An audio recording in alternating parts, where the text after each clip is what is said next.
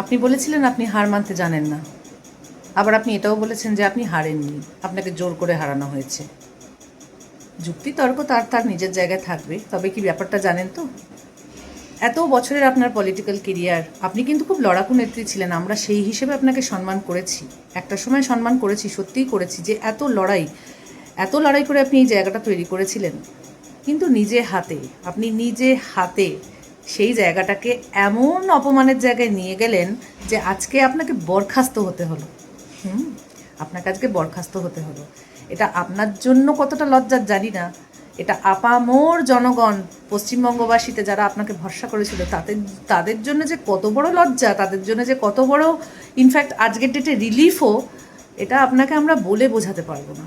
খারাপ লাগছে, কারণ মনে হচ্ছে যে আপনি আপনার নিজের ভবিষ্যৎটা অত্যন্ত লড়াই করে তৈরি করেছিলেন, অত্যন্ত লড়াই করেছেন, এতে কোনো সন্দেহ নেই। কিন্তু আপনি আমাদের কি দিয়ে গেলেন? হতাশাগ্রস্ত কয়েকটা জেনারেশন, পড়াশোনা করা ছেলেগুলোকে রাস্তায় বসিয়ে দিয়ে গেলেন, মায়ের কোল থেকে তার সন্তানকে ছিনিয়ে নিয়ে চলে গেলেন, মার বাবা তার সন্তানের মুখাগ্নিটুকু পর্যন্ত করতে পারলো না।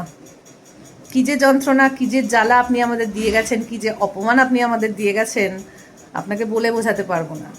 আজকে সবাই এত খুশি কেন আপনার চলে যাওয়াতে? একটু ভেবে দেখবেন, কোথাও না কোথাও আপনার মধ্যেও তো মানুষের রক্ত আছে, একটু প্লিজ ভাববেন।